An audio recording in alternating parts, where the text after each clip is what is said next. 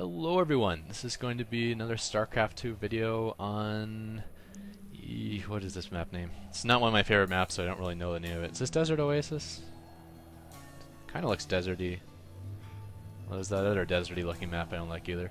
I don't know. Anyways, it's a two-player map, so these are only two spawning positions. Air distance is fairly close, but the run distance is gigantic. You gotta go all the way around and down here. This way, and then come back here, then up the ramp, but then you're in the guy's base.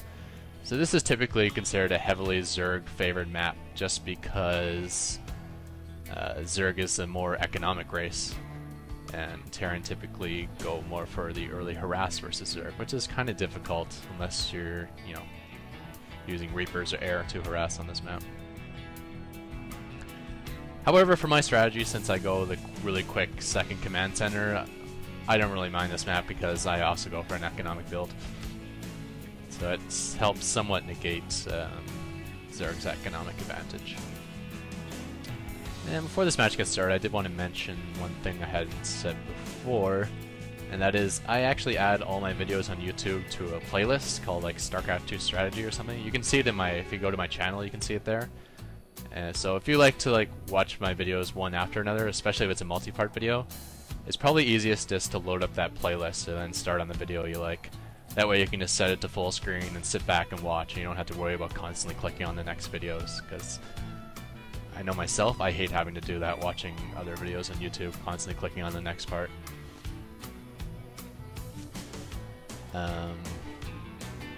Yeah, so I guess I'll start talking about the match here.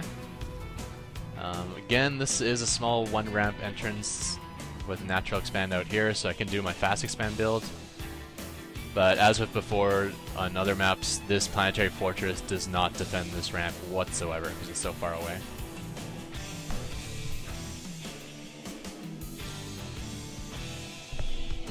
Coffee burp. That tasted really bad.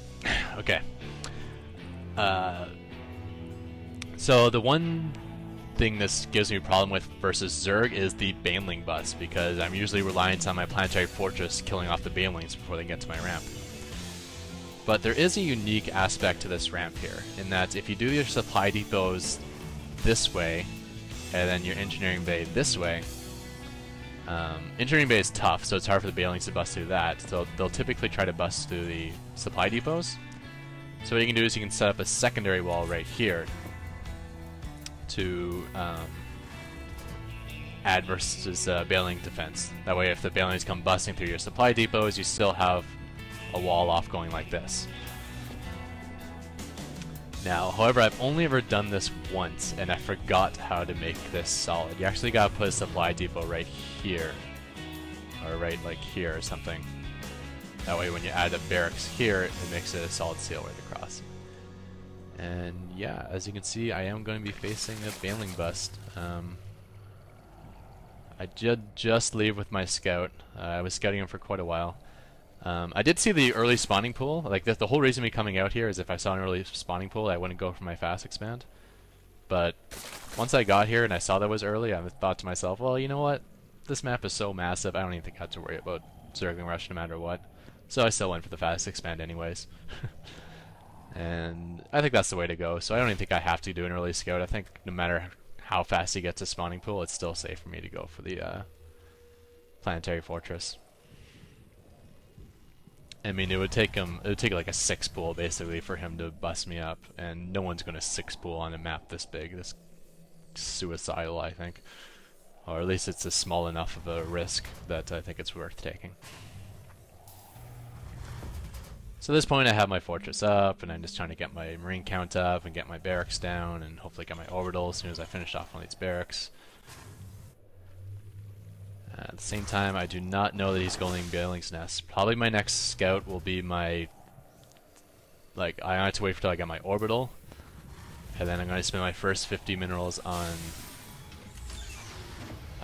a mule, and then my second 50 on scanning his base. And I find that's usually pretty good timing to see what layer tech he went for. But of course, he's going to be smashing me before that ever happens, because he's not even going for layer. Banelings and Speedlings are all tier 1.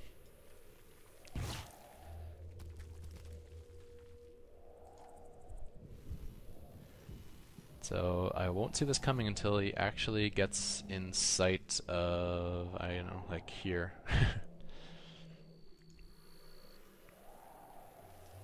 I can see this Overlord too, so I'm just kind of waiting until I get a good Marine count and stim packs, and then I'm going to charge over here and stim and try to take that out.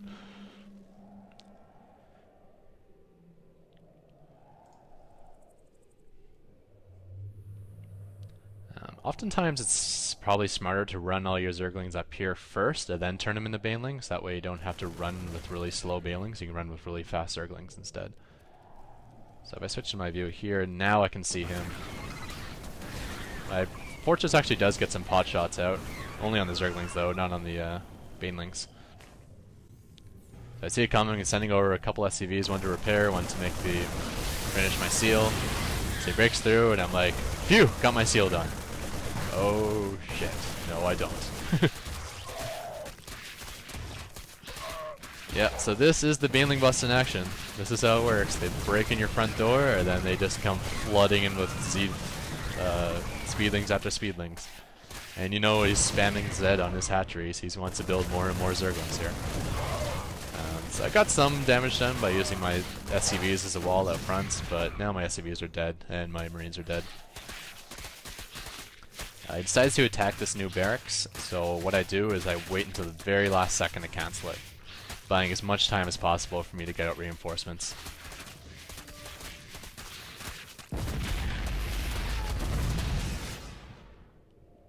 So there's my reinforcements. I fight with a couple SCVs I have left, if anything uses a meat shield. And I did forget stim packs, so I can stim now. Doesn't really help when I'm outnumbered this badly though. And there's another wave of Zerglings. And yeah, that's about it for my base.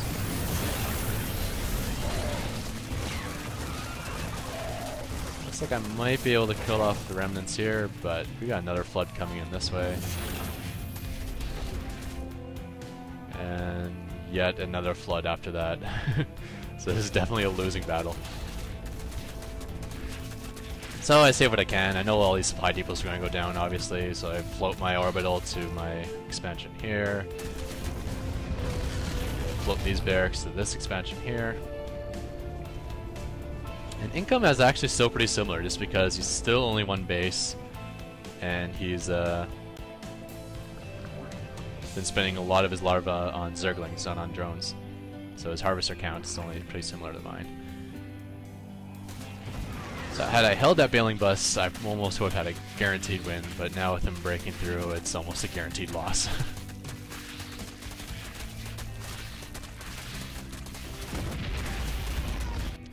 So he's expanding here. I'm going to be forced to turtle for a long time. Like, this planetary fortress will obviously save me versus Lings. I just went straight into building a bunch of supply depots because I knew you'd take out all my depots, but I didn't really need that many because I don't have any units. Can't supply cap myself, I don't even have a single Marine.